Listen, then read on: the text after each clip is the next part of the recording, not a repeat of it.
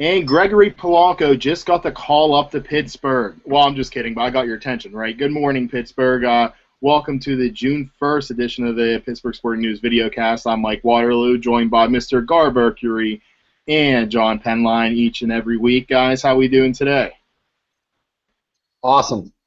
Ready to go. Ready to go. Perfect. Well, like we do every show, we're going to start it off with our player of the week. And I'm going to give it to Sierra Chick. We were just talking off camera, if you will, about potential picks for our website edition. But I'm going to give it to her. She's a running back for the Pittsburgh Passion, and she had 145 yards rushing last week in their win over New York. And the stat that I wanted to throw out that I mentioned, guys, is Pittsburgh Passion have outscored their opponents 209-18 through 16 games, or through 6 games this season.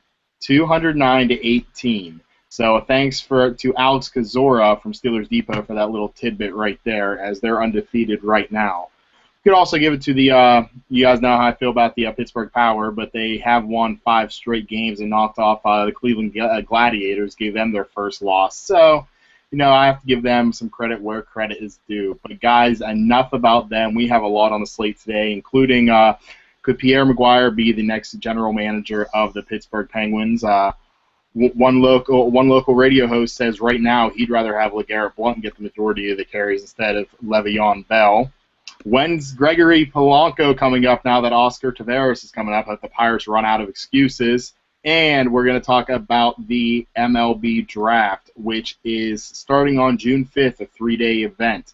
So if you have any questions you want us to answer, tweet us at PGH Sporting News on Twitter or comment on our Facebook page, and we'll be sure to address those with our wonderful insight that we have here, such as last week, John Penline saying as long as Polanco performs as well as Josh Harrison, then he will be A-OK. But guys, let's get started with the MLB first-year amateur draft that is coming up here. John, I know you're a huge drafty. You and I were texting back and forth about the other night, seeing who our top picks were. So I'll actually let you kind of take control of this segment. If you want to do top 3, if you want to do top 5, we can just throw it back and forth to each other to see who we like. Yeah, we can do that. I mean, I'm just like I have a little list here. I even highlighted all the names. Oh my!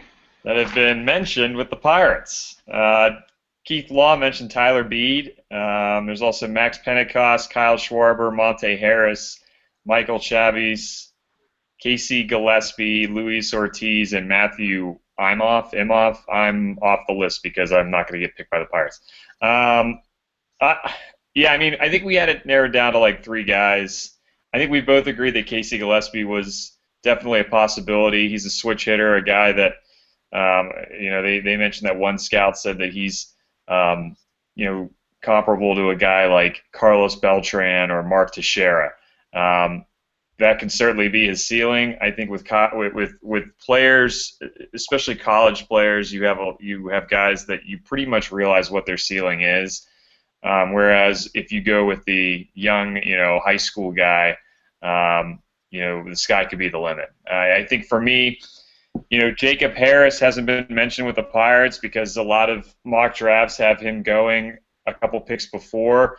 And basically the thing on Jacob, I just forgot his name, Gatewood, sorry, Jacob Gatewood, is that he's a shortstop who's got a big frame. He might, you know, he's athletic enough to stay at short. He could be a guy that hits you 30 to 35 home runs in the future.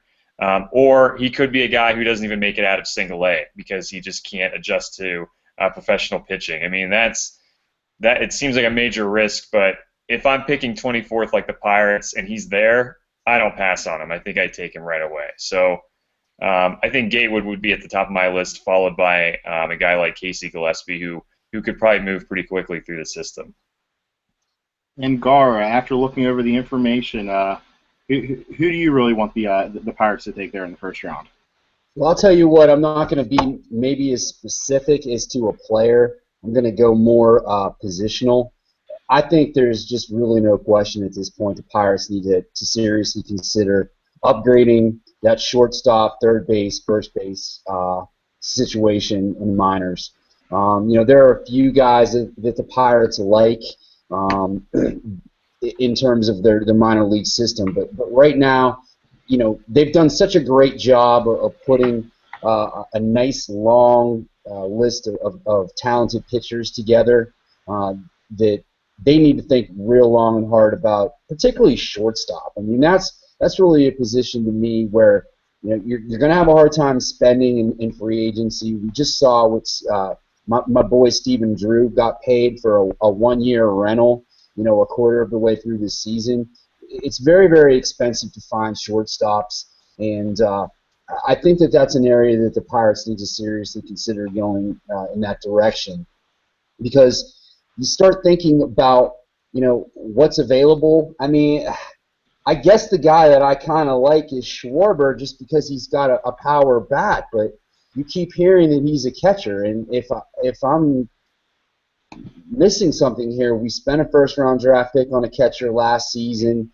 Reese McGuire looks like he's going to be one hell of a player. You have Tony Sanchez that supposedly is going to be your future catcher. Maybe he can transition over to first base, but if you're going to draft a guy like Schwarber, who has what looks to be a really nice bat, you got to make sure that you have a position for him. I mean, maybe you guys can enlighten me a little bit more as to whether or not you've heard or you think a guy like Schwarber could transition to first base pretty easily. He's supposed to be a first baseman or a corner outfielder is what they project him to be, so they don't really see him staying at catcher a long time. I mean, the thing with him is that he's only 6 feet tall. So, I mean, Prince Fielder's 5'11", so, I mean, I guess they could have him work with his defense enough where they could just, tell him to throw the ball low. Could, try to tell Pedro Alvarez that. But Kyle Schwarber's bat definitely plays. It's very old school, but to me, he's too big. He's too fat. He's like 240 pounds. I can't deal with that. I feel like what you see from Schwarber right now is what you're going to get, and and like you said, I mean, they already have a catcher. I mean, you never really draft on need, especially in the first round when it comes to baseball, because you just don't know. There's so many players, but best player. I'd like to see them go with somebody a little bit more projectable, even if they go the college route. I mean, I think that Casey Gillespie can be a much better bat than a guy like Schwarber, and he plays first base. So I agree with the shortstops. I mean, they drafted a couple last year, in the early to mid rounds, a guy like Frazier or Adam Frazier. But with where they're picking right now, they're not going to get a shortstop in the first round unless somehow Trey Turner from NC State falls pretty far. And but that's that goes right along. I guess with what I was saying earlier about Jacob Gatewood. I mean, he's 6'4", 195 pounds, but he's athletic enough to stay at short in the future. I mean, it'll take him 6 or 7 years probably to get through the minors if he can get through. But if he does and he realizes his potential, I mean, you're talking about a guy who could put up 30 to 35 homers a year, which from your shortstop is very Troy Tulowitzki-like. So I had to throw that in there. But, I agree. I mean, I see a lot of people saying Monte Harrison, and when I look at him and I see all the scouting reports, I like what I hear, I like what I see, but I'm not as high on him maybe as you are, Mike, because as much as I don't like the idea of drafting based on need, they have a million outfielders, and I'd like to see them get somebody who might be just as projectable but play a position that they need, like a first baseman. Well, I've actually gone back since our talk. I've been looking through some more stuff. I've actually moved Harrison down to number 3 for me. He was previously number 1. I like Gillespie for everything that you said. I think he can make an immediate impact within a year or two. I was talking to John Drecker from Pirates Prospects earlier this morning. We were just comparing some different things, and he's a real big fan of his. But the person I want the most, who what we both agree isn't going to be there, is Kyle Freeland from Evansville. John Hammond the other day, he said he reminds him of a young Chris Sale, which I would absolutely love him. But there's no way that he falls to the Pirates. However, a few years ago, no one said Mark Appel would either, and look what happened there. Kind of different there. But as far as your shortstop that you talked about there, Gar, that's why a couple years ago I really, really, really wanted them to draft Devin Marrero. I was a huge fan of him coming out of Arizona State, but it didn't really happen. That's the year that Appel fell to them. But I think that would have solved all the needs right there for the Pirates. But I also like Tyler Beede from Vandy, but there's no way he falls. He had a good start on Friday night, I believe it was. So that was just kind of a teaser, that mock draft that they had. And Luis Ortiz, the pitcher, the high school pitcher, I believe he's out of high school. Yes, 6'3", hits 97, good slider, good changeup. So I think the Pirates could go a lot of different ways here. Talking to John, he said he really wanted the Pirates to draft a college pitcher in the first round because in the second and third round there are so many bats that is so deep and they're so close. He'd rather them attack the pitching early on and then go with the offense in the later rounds. John mentioned.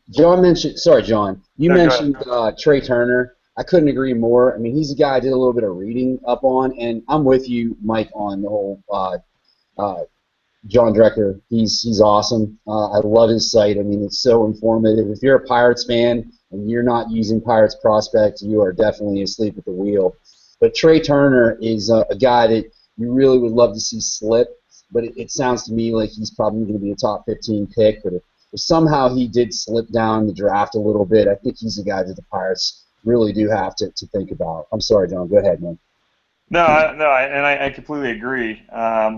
Another name that's popping up, not in the Pirates, but in the top 10 now, is Nick Gordon. I mean, Nick Gordon's stock has shot up, and I can't help but think it's because his brother D is just destroying the ball right now for the Dodgers. I mean, if D. Gordon plays terribly to start the season and they have to send him down, I bet Nick Gordon falls late in the first round as well. I mean, but that's not the case. I mean, obviously John's done even more research than me, and he's written all these articles about all these players. I kind of disagree though. I think there's a lot. There's pitching all over the place in this draft. There really are no bats. And I feel like, I was looking at some second-round guys, and I came across a guy named Trey Supak, who's like a 6'4", 100-pound right-handed pitcher at a high school. And I mean, he's got a smooth arm action. He throws, low to mid-90s. He's one of those guys that the Pirates would take because he's tall and skinny, and he's a prep pitcher. Think of a guy like Grant Holmes or a guy like Tyler Glasnow. So I mean, I would look at in the second round. I'd look at a guy like Trey Supak, a very projectable right-handed pitcher, a guy who's very smooth. Yet he definitely uses his body, throws downhill. So I mean, I've been looking through for hitters, and I've seen a lot of guys that their scouting grades aren't very high, either in power or on their contact. So I'd rather see them get a guy like Gillespie, and like you said, Mike, I mean, if everything works out the way that it should, which it never does, but if by some chance it does, you're talking about a guy who could probably be in Pittsburgh in 2 years, maybe in September in 2016, and we always talk about how the window is open right now for this team, and how their young players are just starting to come in, come up to the big leagues. I mean, having a guy like Gillespie at first base, assuming he can do what he's been able to show so far, I mean, you're talking about a guy who basically platoons himself because he draws a lot of walks and he hits both left and right-handed. He's not going to hit 35, 40 home runs. I mean, I saw one report, they said, he'll maybe hit you 18 to 20, maybe get you up to 25. But, I mean, think about the type of production we're getting at first base right now. I mean, it's not terrible. It's definitely not anywhere near, as bad as it was last year. But we're not exactly, our first basemen aren't exactly, lighting the world on fire with a ton of home runs. So I'd like to see Gillespie in the first round. If you can get a guy like a Jacob Gatewood that can fall, I would say take him and just hope that it works out. Hope you can develop him into a big-time, power hitter. But if not, then I mean, like you said before, Mike, I mean, the late part of the first round is really hard to hit on. I mean, the top 5 picks are hard enough, but, I mean, trying to get those last 5 in the first round, that's extremely difficult. That's why they should have gotten Kendrys Morales and just said, screw that pick, we're trading it away. because 12% of them I figured out actually have panned out over the past 7 years. But I do want to apologize to John. I was calling him Drecker. His name is Draker, so I apologize for that. But like Gar said, check out Pirates Prospects. Great website. Run by a great man, Tim Williams. We're very close with them over there. We kind of work hand in hand even whenever we're at the games. And kind of off the field, if you will, too. Very good people. Check them out. They have the best draft coverage around. I hate to give another website that big of a plug, but hey, credit where credit is due. They do a great job. But also follow along with us, Pittsburgh Sporting News. Every time a pick is announced, we will have the information up immediately. So if you can't get on Pirates Prospects or you want to see a different take, come over to Pittsburgh Sporting News, check it out, and we'll have it going there. So guys, sticking with the draft talk, I know this isn't a popular opinion, of course, because I'm Mr. Negative, but whenever the Pirates took Garrett Cole, that was number 1, 2011, I believe it was? Yeah. Am I the only person who still wishes they would have taken Anthony Rendon instead of Garrett Cole? I felt that way coming out of college. I know he had that injury that kind of lowered his stock coming out of Rice, which made them go with Cole. But even looking back, yeah, Garrett Cole, he's had a little bit of a sophomore slump, whatever.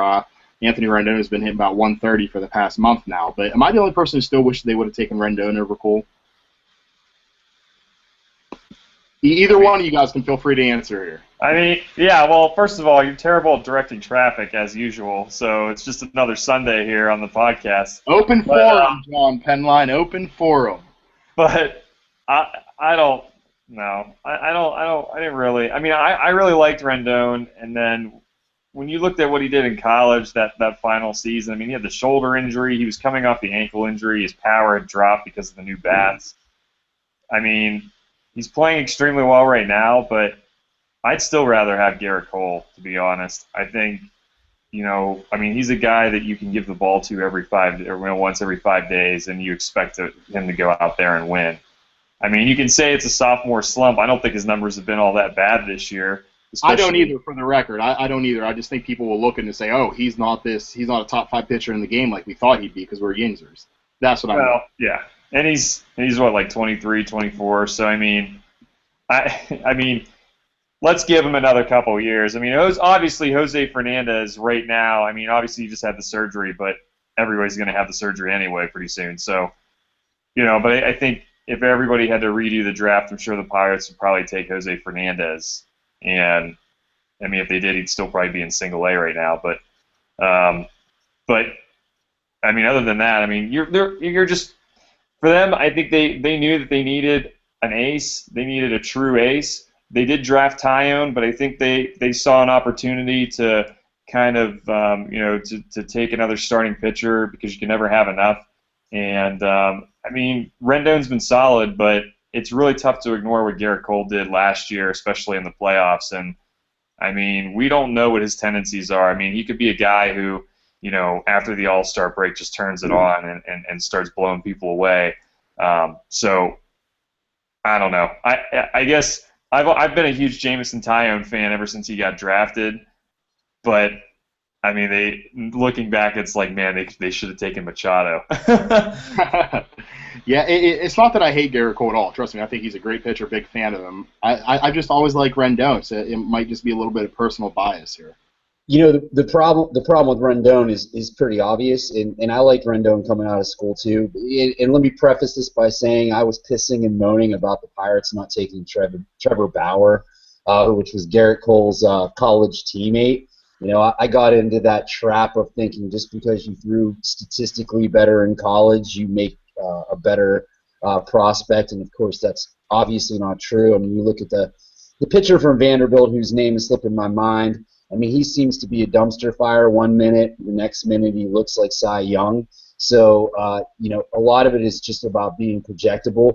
But, Rendon, the big problem with him was obviously we had Pedro Alvarez.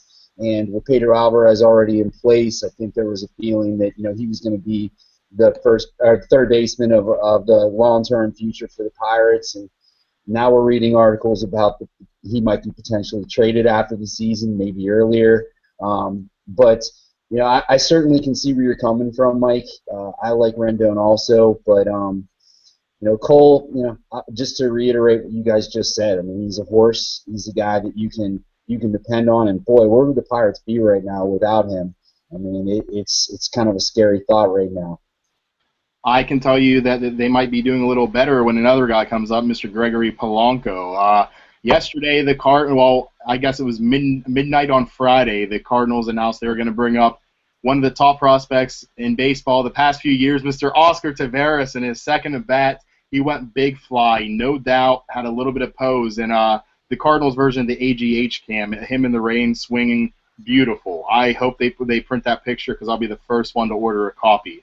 I'm a big Oscar fan. So now, of course, whenever Oscar got called up, that drove Pirates fans crazy, because no matter what happens in sports, Pittsburgh people have to relate it to them. When Patrick Kane has a great game, Sidney Crosby sucks. But so when is Gregory Polanco going to be coming up now? Are the Pirates out of excuses, as everybody wants to say? You have two premier columnists one former columnist. He's now a host on a show. I won't get into that, but going back and forth, one person thinks he should be up, the other person thinks he should stay down. Now that Oscar is up, are the Pirates out of excuses, John Penline? I don't really care if they're out of excuses. I mean, everybody in the world knows that it's a financial reason, and to me it's a smart reason to not have him up right now. I mean, they can say now. I know that they moved him into the leadoff spot, and I believe John. Did you say Draker? I can't get his name either. Draker. I talk to him all the time. But I talked to, he tweeted out that, they were going to give Polanco 10 days in the leadoff spot and see how that went. And, I mean, they're not moving him there just to move him there. They're moving him there because they're going to make him the leadoff hitter when he comes up.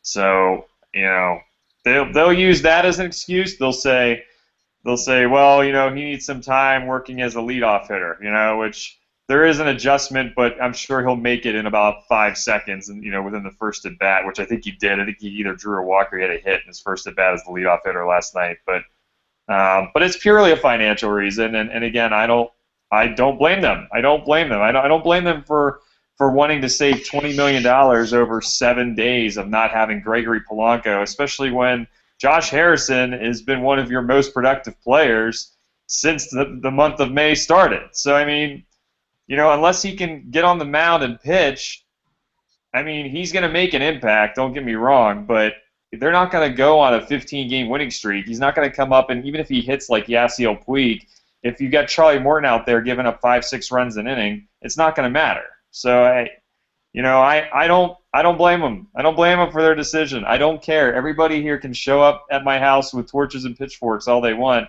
The fact of the matter is that this team right now loses because they can't pitch, and until they get people who can pitch, they're not going to win, 95 games again this year. I absolutely love your tweet yesterday where you tweeted out Josh Harrison's line, and DK kind of quote tweeted and said, "Sit down with your facts, young man," because it's perfect. What else is he going to do that, I hate to say it, Josh Harrison, because he's hot right now, isn't doing? I mean, you can't get much else. The Pirates have waited this long. Why not wait until, June 9th, whenever the Cubs come to town, and bring them up then, or bring them up the next series after? You waited this long, keep on going. And as far as Polanco hitting leadoff goes, I believe before McCutchen came up that they moved him there. The Astros put George Springer at number 2 down in AAA before they brought him up. They just moved John Singleton to number 2 in their lineup.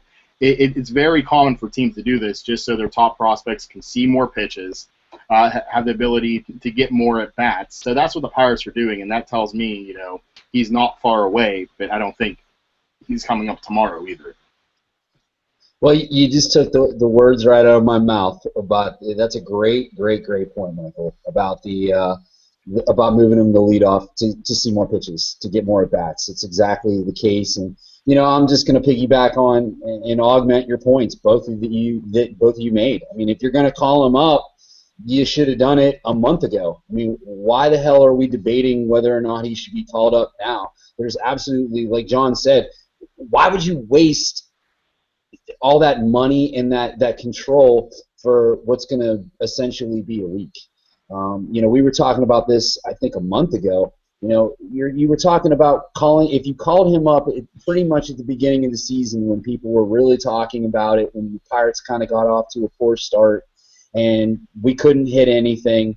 You were talking about 35, 40 games. Is it really worth it? Is it going to make that much of a difference? You know, not to beat a dead horse, everybody wants to talk about the Dodgers. Like, okay, well, the Dodgers, and I know money doesn't solve all the problems, but, you know, they did have a $200 million payroll last year. It was more than just about Yasiel Puig. Last I remember, they had a pretty good pitching staff, led by Clayton Kershaw, who is probably the best pitcher in baseball. You know, the Pirates do not have that to lean on. And, you know, I love Gregory Polanco. You know, I think he's going to be a great player. And I think he's just as good as Oscar Taveras, and hopefully he's going to make an impact. Oh, I know, Michael, I got you there. Now, shut up, Mike. But anyway, I mean, it's minutia. I mean, I think we all would agree he's going to come in and he's going to be a tremendous player for the Pirates. But like John said, I mean, what's the point now? Why would you do it now? Plus, if they do bring him up against the Cubs, he might actually have a chance to hit because their pitching is just abysmal. Now, let's talk about the prospects a little bit. You have Oscar Taveras, you have Gregory Polanco, Javier Baez, Chris Bryant, Byron Buxton, Carlos Correa, Jock Peterson, John Singleton, and did I say George Springer yet? No. Okay, there's 10 right there. Which of those three do you want the most in order? Who do you think is going to have the best careers, the best numbers when it's all said and done out of those three? It's so hard to predict this far away. I understand that. Which three are you building your team around? You want me to go first? Go ahead, Gar. I'm horrible at directing traffic, so I'll go just left to right here. I go Buxton 1, I go Polanco 2, and I go Taveras 3. Those would be my three. I really do like Buxton. Buxton, he looks like he might have a little bit more power potential than the other two, and has that five-tool type of look to him. I'm not as high on Springer as a lot of people are. He swings and misses Pedro like way too much. Maybe he adapts, and I'm not saying I don't like him. You're just asking me. You just put a list of some pretty great players down there, at least prospects. But I do like Buxton number 1. I like Polanco, man. I'm a big Polanco guy, not just because he's a Pirate and Taveras. I mean, what can you say? I mean, damn, he's got to be a Cardinal. What a surprise. That's all you can say about that. Yeah, I'd go with Polanco, Taveras, and Chris Bryant. I mean, you look at what Chris Bryant's doing right now, it's unfair to the teams he's playing against. I mean, they have him in Double-A right now, and if you really want some entertainment, go on like MLB.com and scroll the comments section in the prospects portion, and it's just Cubs fans losing their mind as to why Chris Bryant is still in Double-A and he hasn't at least been called up to Triple-A. I mean, you know, it's one thing that he's got like 30, 35 homer power, but it's another thing that he just doesn't swing and miss a lot. He draws a ton of walks, and that's just dangerous. I mean, a power hitter who knows the strike zone is just going to be just a total nightmare. I know. And that's where you're going to need Garrett Cole. But you know, I would go. I'd go Polanco, Taveras, and then Bryant. I think that would be a solid place to start for sure. And I'm going Buxton number 1, Carlos Correa number 2. I think whenever you have that type of player who can anchor the shortstop position, can't overlook that. And number 3, between Oscar and Chris Bryant, I don't know, but I'm going Oscar.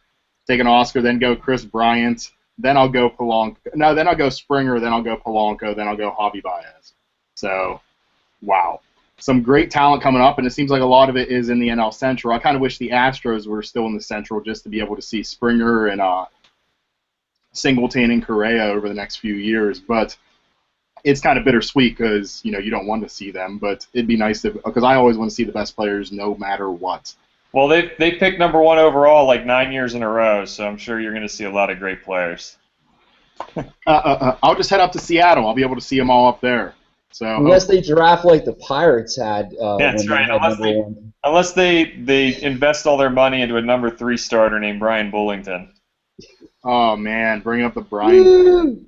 Hopefully there's no John Van Benschoten in there either. Oh, now that ownership was cheap. That was horrible. I'll be the first one to say that. I won't say that about Bob Nutting, but yes, that was. And Yeah, one quick thing, we all were just like so upset that Daniel Moskis was drafted instead of Matt Wieters. Looking back, it's not really that big of a deal. Matt Wieters is not that good. he has not lived up to the hype at all. But if you really want to cry, look at some of the guys that went later in that second round. Stanton. Yep. Freddie Freeman. How about was it Craig Kimbrell went in like the 37th round? I think you and I went through this one night. We went back over the past 10 years, and we just cried tears because we saw all the players that people missed out on. It was horrible. It was horrible. But yeah, I don't get the Matt Wieters. People still bring that up. I think he hit the homer against the Pirates earlier this year and was like, oh, Daniel Moskis wouldn't have let that up. Dude, Matt Wieters isn't that good. He has not lived up to the hype. He's probably going to be getting Tommy John surgery soon. So screw Matt Wieters. Hey, he's not good. Not everybody can draft Chad Hermanson, though. I mean, it's tough. It's hard. Yeah, for Adam Heisdu this year. He might be making a return. But no one beats the legend of Adam Heisdu. All right, guys, let's look back on the last third of the baseball season. We did our baseball preview show. We gave a lot of predictions. Gar, you patted me on the back the past 2 weeks for saying stuff right, but I said a hell of a lot of stuff wrong. I had the Rangers and Tampa Bay Rays go in the World Series against the Nationals. I had Prince Fielder and Bryce Harper as my MVP picks, the dark horses, and both of them are on the DL. One's out for the year, one's out till July. Yeah, because you drafted him. That's why you picked him. No, he's the best talent in baseball, Bryce Harper, by far. Prince Fielder, I just bought in the whole he's going to a new place, getting out of Comerica, but he's a lot like Mo Vaughn with his regression, is who he's reminding me a lot of. But what's been the biggest surprises for you guys this year? John Penline, we'll start with you.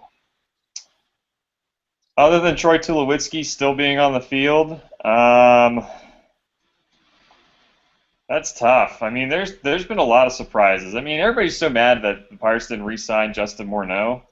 Justin Morneau was not hitting this well last year when he played for the Pirates. He's got double-digit home runs, batting over 300. I mean, I would have signed up for that. Yeah. But he also plays on the moon because, Coors Field is just ridiculous. So I don't really know. I mean, I think the most surprising thing is it has to be the amount of injuries that the pitchers have got. I mean, the amount of Tommy John surgeries is just out of control. I mean, I realize it's a violent arm action, and a lot of what these guys are getting surgeries for, they're not even for like torn ligament, like the torn ligament. It's for like an elbow sprain, like with Jameson Taillon. I mean, his ligament was intact, but he had the surgery anyway. I mean, that's basically what I had. And I didn't throw 98, but I did throw a lot. And there are a lot, and that's really the main, I think, problem is you have a lot of pitchers that just throw way too much, especially when they're in high school and in college. So I think it's still the biggest surprise, though, when you've got close to 40 guys, in the majors that have gone down with Tommy John surgery this year. I mean, we thought this was going to be a pitchers league, and it really is still, but just the fact there's just so many talented players going down. I mean, Jose Fernandez getting hurt just really hurts, just because he's so good for the game. He's so much fun to watch. So I'd say it'd be the injuries, and you know what, the Miami Marlins for being this good, even after Fernandez was hurt. So that to me, those are the two biggest surprises. Love the Miami Marlins. And because I'm going to admit how wrong I was early in the year, I'll pat myself on the back because I said they'll be the second wild card until the All-Star break, and then they're going to fizzle away, which I still believe in. Guard, go. I'd have to go with the American League East in general. The Toronto Blue Jays, I think, were a team I picked to finish last in the division. I just, for all the talent that they have, I just am not a believer in them, and they're in first place, and they're playing pretty darn good baseball right now. Whether or not that continues, it's a long year, but I think they're really an interesting team. Baltimore, I mean, they're like a beer belly softball team, like as far as their batting. I mean, they're so talented in terms of their lineup. It'll be real interesting to see if they try to upgrade their pitching a little bit, maybe go out there and get like a Jeff Samardzija or something like that. I mean, they're playing really well, and the Red Sox, of course, they lose like 8 straight, and all of a sudden now, on the shoulders of a former Pirate prospect whose name is slipping, Brock Holt. Brock Holt. Oh my Lord! You know, they're coming along. You know, it's an interesting division because no one is really running away with it, and everyone's kind of in that 5-6 games over 500 kind of range right now, and it looks like maybe 90 games could win that division. But you could probably make an argument for any team in that division, even the Rays that have really been struggling. Any of those teams could be in the mix come September. I think that's probably one of the more interesting stories in baseball right now. And for me, I'm going to stay in the same division. I'm going to stick with Nelson Cruz. My God, has that guy been on fire.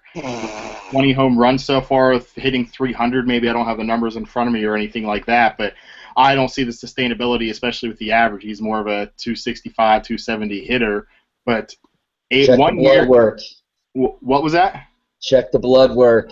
I mean, he's already busted once, but 1 year, $8 million deal. There is no better free agent signing out there. As great as Tim Hudson has been, he is, by far, Nelson Cruz has been the best signing of the offseason by far. And the other big surprise, stay in the East, but switch to the NL, and that's been the success of Aaron Harang. We know who Aaron Harang is. He's not a good pitcher, but yet him and I guess another East pitcher, Mark Burley, they have just been pitching unreal so far this year. Mark Burley's dropped down to earth a little bit. Harang got lit up in his one start, but they're keeping Alex Wood in the bullpen because of how well Aaron Harang has been pitching, and he just keeps doing it every fifth day, going out there, taking the ball, getting the job done for the Braves, whose offense is just putrid, but the pitching is keeping them in the race. And guys, looking back, what's been the biggest thing you've been wrong about? Time to eat some crow here. What's the one thing you're sure is going to happen, and you look and you're like, wow, I am an idiot because I got that wrong? John, we'll start with you again. Wow. There's a lot. Yep. Yep. Let's see. Liriano's been bad. Although he pitched well the other night. I guess if you just keep throwing changeups on the outer half of the plate, you can just strike out every Los Angeles Dodger on the planet. The results were good. I don't think he pitched well. The results were good. We'll put it like that. He pitched all right. Changeup. He was able to get it up to 94, 95, which was very encouraging. I think, I don't know, I was definitely wrong about the pitching staff. I didn't think that they would miss A.J. Burnett, and they clearly do. I still wouldn't have given him $14 million, but I would have. Well, I wouldn't have given him like 16 like the Phillies did, but I think I don't even think you can defend the fact that they didn't give him a qualifying offer at least. But they could definitely use him right now, even if he blows out his arm next week. He would have definitely made an impact at least the first couple months, and they probably wouldn't have been in this hole. But so yeah, I would say just like the Pirates pitching staff as a whole, and I'm still surprised that the Milwaukee Brewers are still up there. I mean, it's just it's very surprising. And you know what, Mike? I know you like the Milwaukee Brewers, but even you have to be a little bit surprised that they're this far ahead of everybody else. I didn't think they'd be this good at all. I had them finishing in third place, nowhere near first. Yeah, so I mean those for sure. And the Yankees, I mean, the Yankees are kind of hanging around. I had them finishing last in the NL East. Or AL East. I mean, there's still time for that, but I didn't expect them to be able to hang around just because I don't think their players are. I don't think they're a very good team. Just in general, I think if they would have played the Pirates at home, the Pirates might have. I think they would have taken that series. They might have swept them, to be honest. I mean, Volquez gave up like 9 home runs, but they're playing on a wiffle ball field. So, yeah, those are the two big ones. I mean, the pitching just in general for the Pirates, I thought it would be at least a little bit better than this, and the Yankees being so competitive still this year. Gar? Mine's pretty easy. I mean, if you go back and look at my predictions, I had some decent predictions so far, but the Arizona Diamondbacks to make the wild card, oops, that was a little bit of a slip up. I mean, not only are they not going to make the wild card, they're probably going to end up with the worst record in the National League unless the Cubs continue to keep superstars in Double-A. I mean, the Diamondbacks, I mean, they went over to Australia, they played the Dodgers, they got swept. They just right off the bat, I think they were like 0-9 or something, or 1-9. I mean, it did bad from the get-go. You know, they showed some signs at the end of last season. They actually kind of pushed the Pirates a little bit there towards the end of the season. You know, they went out and got the first baseman, quote, outfielder that's name's slipping my mind at the moment. Thank you, Trumbo, that I kind of hope the Pirates would go after. He hasn't worked out. I mean, it's just they've been so bad, and I did not expect them to play this poorly, and I really dropped the ball on that one. That's the one that really sticks out like a sore thumb. Well, and Mike, we talked about this in the preview that we did when we were picking out the divisions, and I even said Arizona is a tough team to predict because they either win and like make the wild card, or they're just absolutely terrible, and it's just impossible to predict what they're going to do. I mean, I think the Max Scherzer deal kind of hurt them, but I mean, just in general, that team, you just can't predict what that team's going to do. So you get a pass, Gar. I mean, you're not as wrong as, say, Mike Waterloo saying that Edwin Encarnacion's wrist was going to bother him, because that clearly has slowed him down. I can't wait to see what happens when he heals, Mike. I'm just saying, I said 6 to 8 weeks for wrist injuries, and the first 5 weeks of the season, he wasn't that good, to the point where you said, this guy sucks. He sucks. He's horrible. Then he got his power back, and okay, yeah. It hurt him a little bit, but, I mean, I've been wrong so many times, I don't even know where to begin. One part that me, Gar, Travis, and Matt Welsh were all wrong about during our writing preview is the one Padres star who's going to stick out. Those three said Jed Jorko. I said, no, he sucks. I picked Will Venable, who might even be worse than Jed Jorko. So, I mean, we're both there because the Padres are just horrible. The other thing I was totally wrong about was thinking that Yasiel Puig was going to be this year's Yoenis Cespedes and just be an average player who failed to live up to the hype in his second year. Well, guess what? I was wrong again because Yasiel Puig has been absolutely fantastic. So what else have I been wrong about? There's just so much. The Troy Tulowitzki didn't think he would play 10 games this year, let alone miss, 2 games because of injury. The Pirates, where have I been wrong on them? You had them third or fourth. Third or fourth. Yeah, I guess as a whole, I was okay on them. But, yeah, there's just so many things to look back, like, wow, I'm an idiot. Like the Kansas City Royals finishing in first place in the AL Central, I bought into the hype. Though I do still think James Shields is going to be your AL Cy Young when it's all said and done, just because I don't want to look like an idiot, so I'm going to keep my preseason pick there. And because Chris Sale got hurt. What was that? And because Chris Sale got hurt. Yeah, well, tell him to get a better delivery. Now, last question for baseball before we switch gears over to Penguins talk. Who's the must-see player? Well, we talked about this before. Who would you pay the most money to go see? But out of Miguel Cabrera, Mike Trout, Yasiel Puig, I saw this on Twitter last night. I apologize. I can't remember who I saw it. Who is the most must-see, most entertaining player out of those three? Gar, we'll start with you there. You know, I guess I'm a prisoner of recency right now, but Yasiel Puig is really something. I mean, and he seems to be a guy, because of the offense that he plays in, there seems to always be guys on base. He's getting a lot of opportunities to deliver in the pinch. And I don't know, maybe I'm just a grumpy old man, but he kind of rubs me the wrong way. Just some of the things that he does out on the field. Maybe I'm being a little too old school, and that's just kind of the way things go. But I think I almost kind of have a little bit of that. I like watching him, or I want to watch him play the same way that I kind of back in the day wanted to watch Kobe Bryant play basketball. Never really liked the guy. Kind of always was quietly rooting against him.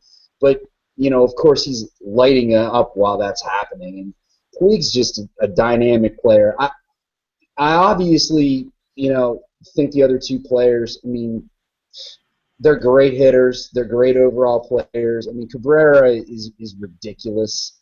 But, you know, Puig, just because he's fresh, he's new, and he's a little bit of a jerk, he's kind of hard to not want to watch. Yeah, it's definitely Puig for me. I mean, first of all, he's on my team, so I have to, you know, and the team name is Bay of Puigs, so I have to watch him every night. Yeah, that's working out well for you. The Dodgers just, just in general, just the entire Dodgers team is just so much fun to watch. I mean, I tune into every game regardless of what's going on because just all the names but yeah, I mean, Puig, he just adds that personality. I wish Didi was here because Didi would be like, it has to be Puig. Puig, he's so entertaining, and it's all about entertainment, and he would be all over Yasiel Puig. So, I love the bat flip. I only don't like it when Carlos Gomez does it. Every time Puig flips a bat, an angel gets its wings. Every time Carlos Gomez does, somebody gets hit by a bus. So I'm a big Yasiel Puig fan. Mike Trout's definitely up there. I like Miguel Cabrera, but let's be real. Miguel Cabrera is he's a two-tool guy. He's a first baseman who can hit and hit for power. So if you really like to watch somebody hit, yeah, Cabrera can be on the list. But as far as pure excitement, you can't beat that arm from Yasiel Puig. And the only guy that could really come close in competition with the type of defense and base running that Puig can at that size is Mike Trout. So for me, it's Puig because he just adds that flair that Mike Trout doesn't. And Didi was supposed to be here today, but he said his computer crashed. I don't know if it crashed or if he crashed hard last night from a night out in Southside. So either way, we're going to give him a pass. Hope he can join us next week. But yeah, it's definitely Yasiel Puig. He's that guy, like Garth said. He's kind of that. He kind of has a stigma about him that you're like, man, this guy's a jerk. He's so annoying, but what time is his game tonight? Because I have to watch him play. Because he's that good. He's just that talented. And I think the Kobe Bryant comparison is good. For people who don't like LeBron James, there's another one there. People always tune in to watch them play. So real quick before switching gears, I hope the hype on Brandon Compton is dialed down a little bit after his start last night. I don't think he's that bad. 10 earned runs bad. But I do think he's a fourth or fifth starter at best for his career, and that's it. So I hope people kind of calm down a little bit on him. So real quick before we switch to Penguins, who do you guys think wins the NBA Finals? Do you care, the Heat or the Spurs? Sorry. It's pretty hard to go against LeBron James. He's just such a great player. I mentioned it last night on Twitter, and I don't know if you retweeted that message about the games being fixed, because I had said Yeah. Yeah, I had kind of made a tongue-in-cheek comment that you kind of feel like the games are fixed, and it's like athletic WWE sometimes, with some of these comebacks and just kind of how the flow of games go, but I will be watching. There's no doubt about it, and I will be pulling for the Spurs. I think the Spurs are a hard team not to like, but LeBron James. I guess I got to mention the Heat, but it's really LeBron James. He's the greatest player of the generation, and it's really, in my opinion, going to be really impossible for this. Well, not impossible, but I just don't see the Spurs being able to pull it off. John Penline, you don't care about basketball. Who do you think wins? The Spurs. Okay.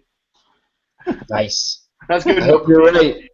He hates basketball, so I'm going to go with the Heat too, though. I love Tim Duncan, best player to play the game since Michael Jordan. But yeah, I wouldn't mind seeing the Spurs win, but I do love me some LeBron James. So, I actually don't hate basketball. I love college basketball. I just can't deal with the NBA. I sat down with a friend to watch the NBA, and it was just turnover, missed shot, turnover.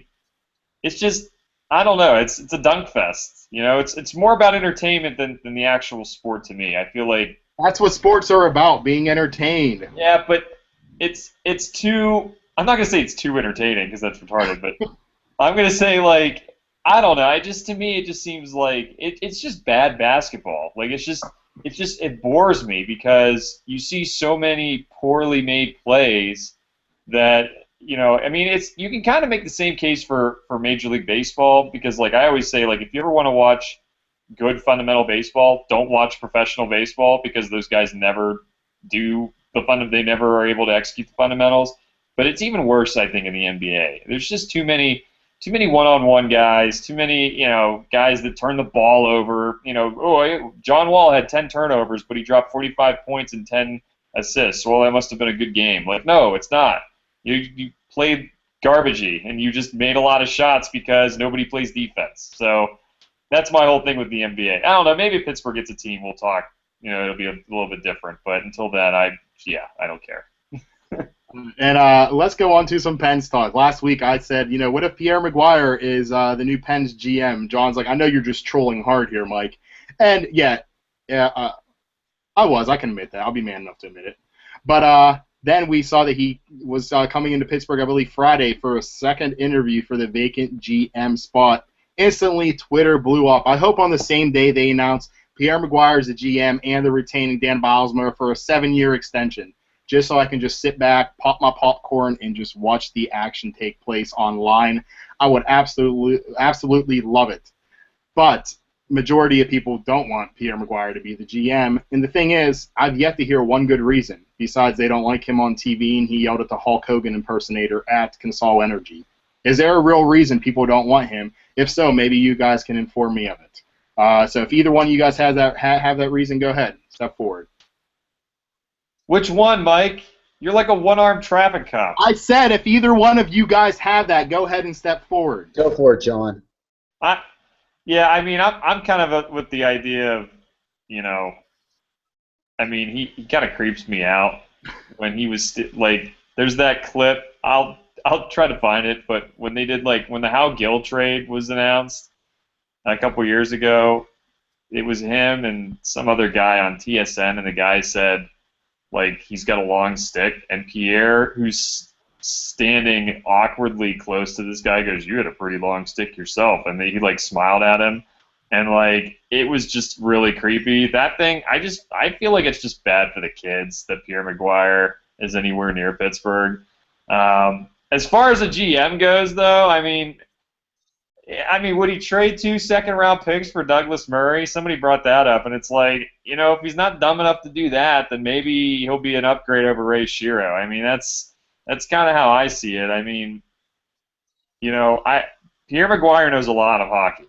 He knows a lot about junior hockey. He just all the way up the ranks. Everybody makes fun of him, including me, about how he always says, "Oh, this guy is from, Sault Ste. Marie, and this guy is from, Sunbury, and da-da-da-da-da," and, who cares? But he knows all that stuff, and that has to come into some use. If you're able to see all those players and retain all that information, I don't know.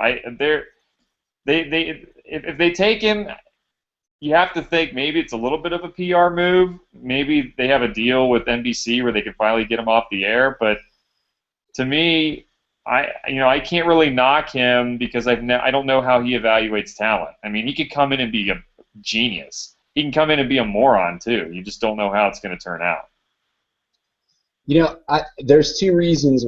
Since you asked the question, why not Pierre McGuire? I'll get away from the whole, Yinzer, Chris Collinsworth type of thing, because that's obviously a stupid reason not to want somebody to be a GM. The 2 reasons that come to mind right off the bat for me are, number one, there is some pretty strong sentiments out there that Pierre McGuire doesn't play well with others, and that he's not real well liked around the league. And I'm not saying that you need to be, buying everybody drinks up in the press box when you're hanging out during games, but I think there is something to be said for being able to play well with others around the league. You need to be able to make deals. You need to be able to work well with agents. You need to be able to have some respect from people that you need things from. And I'm not sure that he's a guy that's going to fit within those parameters. The other thing that I'm a little uncertain, John makes a great point. There are a few guys that you see that know more about the game, know more about the nuances of players, et cetera, but is he a guy that can handle the everyday operations of an organization, be able to run a cap, do all those little things that you need to be done that, have nothing to do with knowing how many goals a guy scored for Moosehead back in 2010. That's great. Moose Jaw, excuse me. Moosehead's a pretty lousy beer. My bad.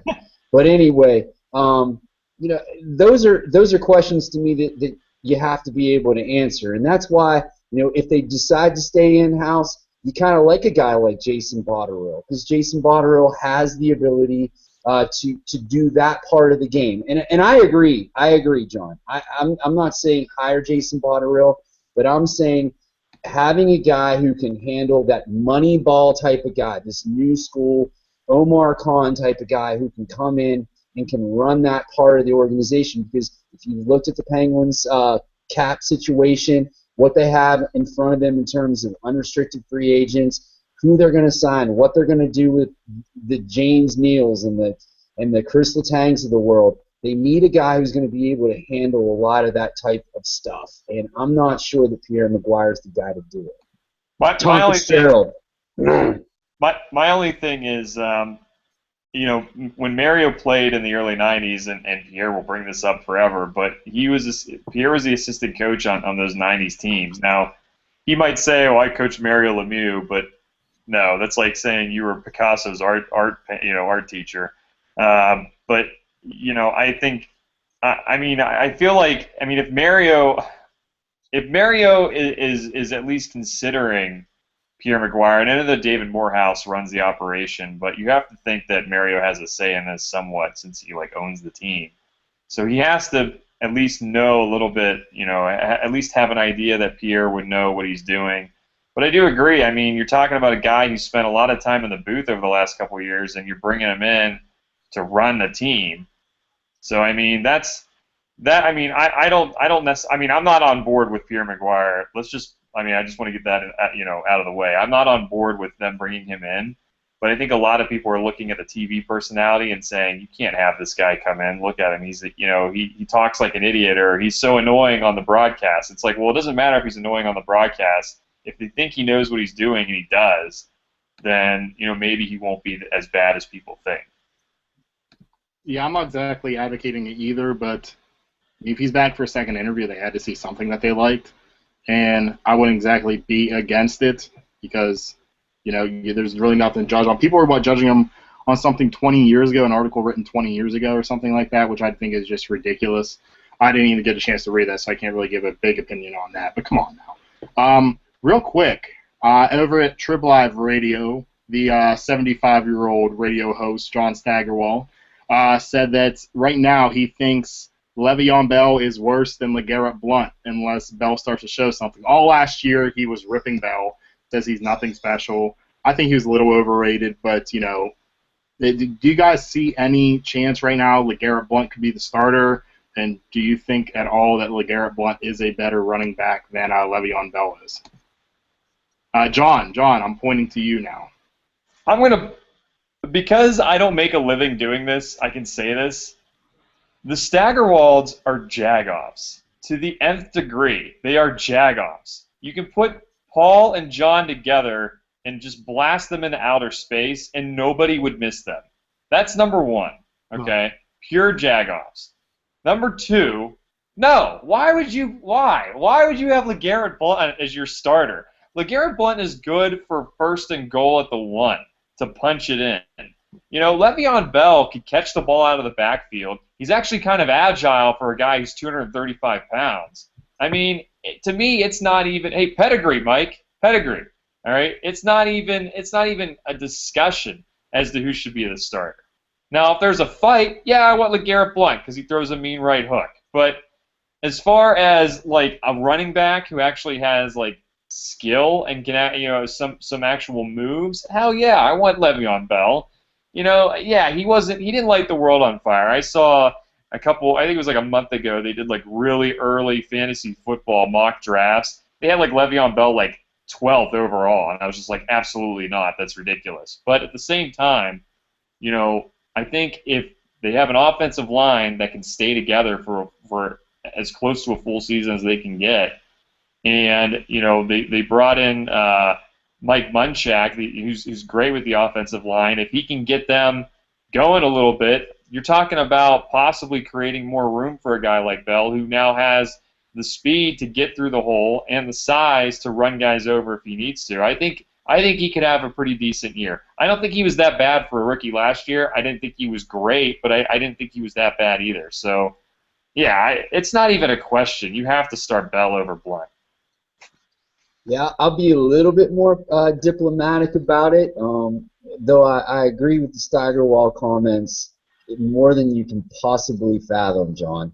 But anyway, you know, the bottom line is when you look at running backs today, and Bell's the starter. I mean, let's just get over that fact. I mean, first off, I thought he played pretty well considering he was coming off of an ankle injury. He was a rookie.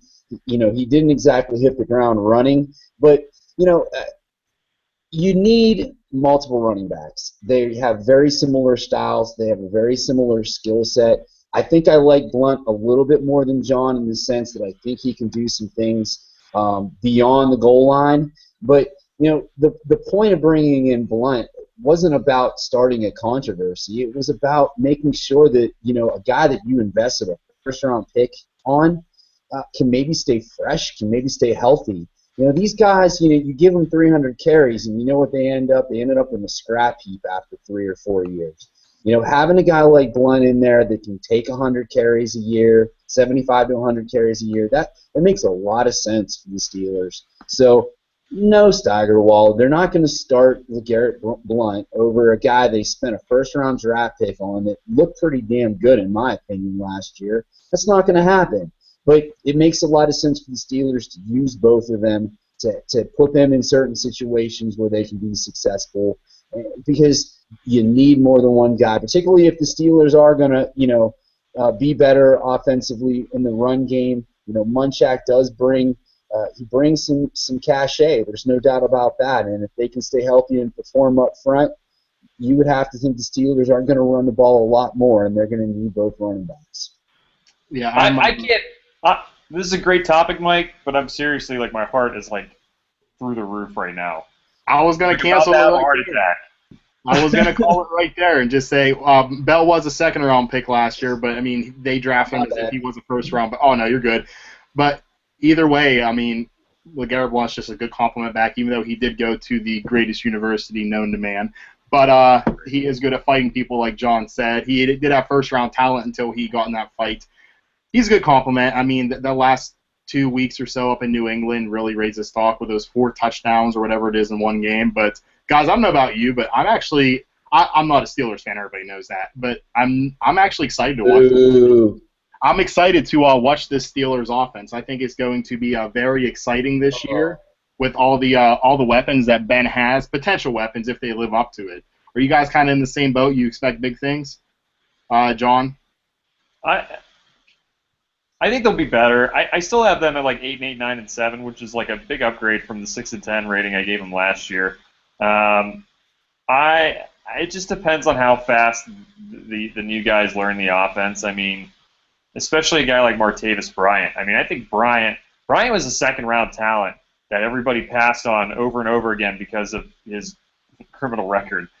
And if they can get him away from the South Side, I think he can be a solid player. I think he can be, you know, a Plexico Burress type of player, except a guy who might fight a little bit more in traffic because he is a little bit tougher. But I have tempered expectations for the offense. Being excited, yeah. I mean, they're definitely a lot more exciting on paper, but they're still extremely young. They have a lot of young guys that we'll have to see. It's going to be a steep learning curve for them, even if they do have a crappy schedule.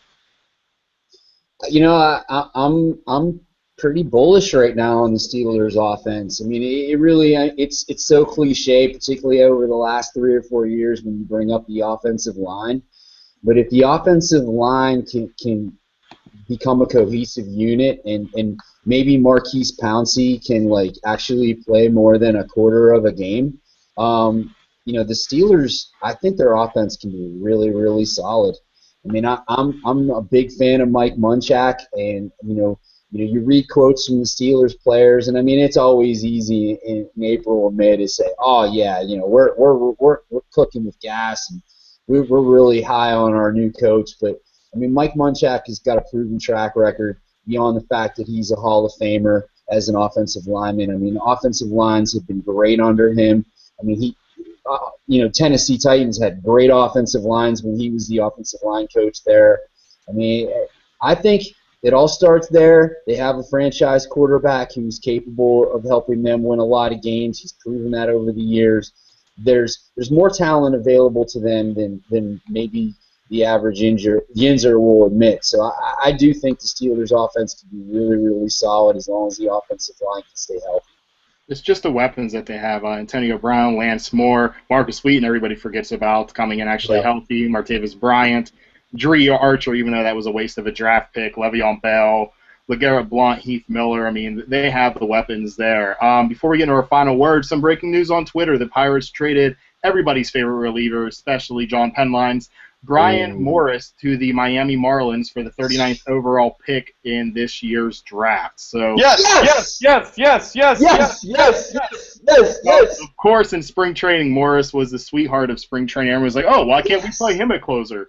And then they saw the Mike Moustakas of relievers. He was a Mike Moustakas of relievers, a Lorenzo Cain of relievers from a couple years ago. Yeah, that's who he was. But yeah, did we really get the 39th overall pick?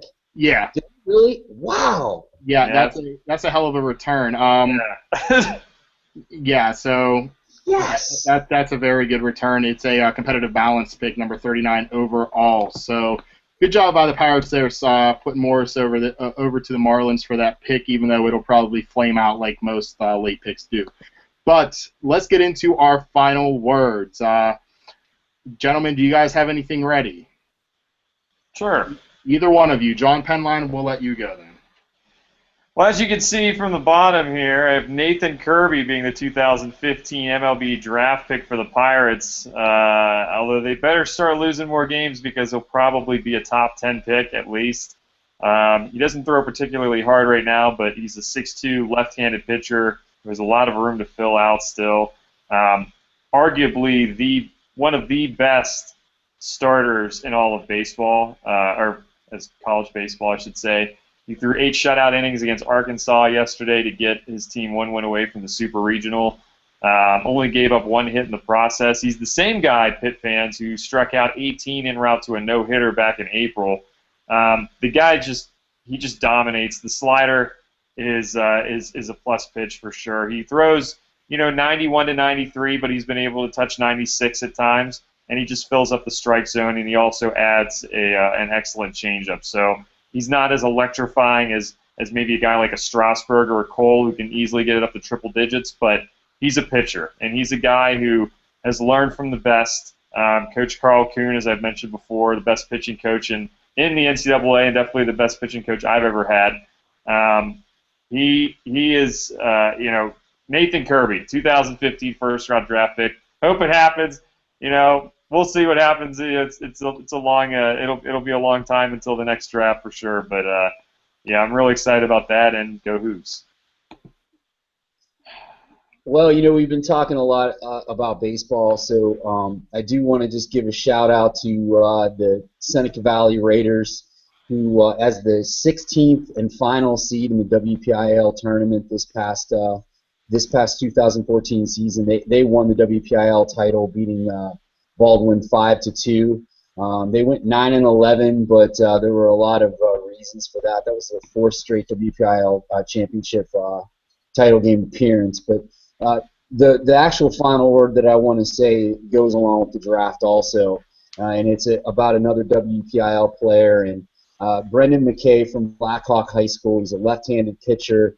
He's been getting a lot of hype and a lot of talk nationally because he came very close, I think, to the all-time scoreless inning streak in high school baseball history.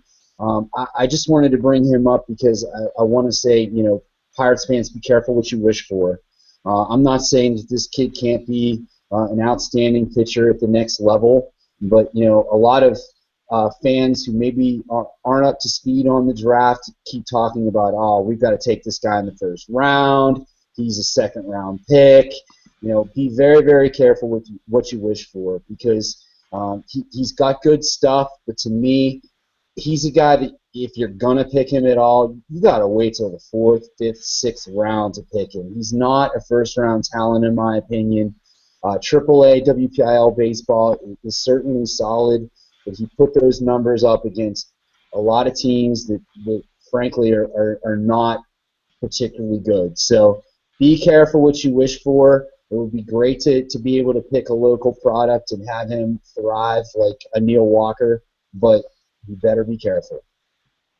All right, and as you know, most NHL fans they always run the memes that NHL players, NHL fans, NHL refs are tougher than your sport because that really matters to them. They have to constantly bash the NBA time and time again when the NBA just says, "Hey, okay, enjoy your sport. We're going to enjoy ours." That I gave a final word on that before. This year's and last year's playoffs, people want to say which one was better. You know, they've both been great. The only thing I'll bring up is the parity. If NHL fans, NBA fans, NFL fans want to put down the NBA, just do it because of the lack of parity in their league. With the Heat and the Spurs going to the NBA Finals, this guarantees that there will be no new champion. Over the past 30 years, the NBA has had 8 different champions. That's it. 8 and 30. As comparison, the NHL has had 15 different over the same time span. Until the Blackhawks won last year, it was 9 champions in 9 years, different ones. NFL has had 17 different champions over 30 years, and MLB has had 19 different champions despite the no salary cap. So hopefully new Commissioner Adam Silver can find some way to fix this. Hopefully just have the playoffs instead of being East and West Conference, just have the top 16 teams go and battle it out, because this year there would have been 2 additional teams from the Western Conference that would have gotten into the playoffs. So, yeah, the NBA really needs to do something about that. If not, the beginning of the year, no one's going to care. The regular season is going to be even more meaningless than it already is. In the 3 months of playoffs, people will just be like, okay, these 3 teams, it's going to come down to them. So, guys. Give Milwaukee LeBron. Oh, Give my God. Milwaukee LeBron. Oh. And on that note, guys, that is all the time we have for today. We will see you next week. And who knows, we might have a little guest if we can get something worked out on that, and we'll talk the results of the MLB draft. I'm sure we'll talk some more Polanco because that's what the people want, and we give the people what they want. And we might even have Pierre Maguire on air, the new Penguins general manager by week's end. Who knows? That's not going to happen. But if he does get hired, we'll be talking about that. So whatever John Penline's doing, he says goodbye. Same with Gar Berkery, and I'm Mike Waterloo. We'll see you guys next week.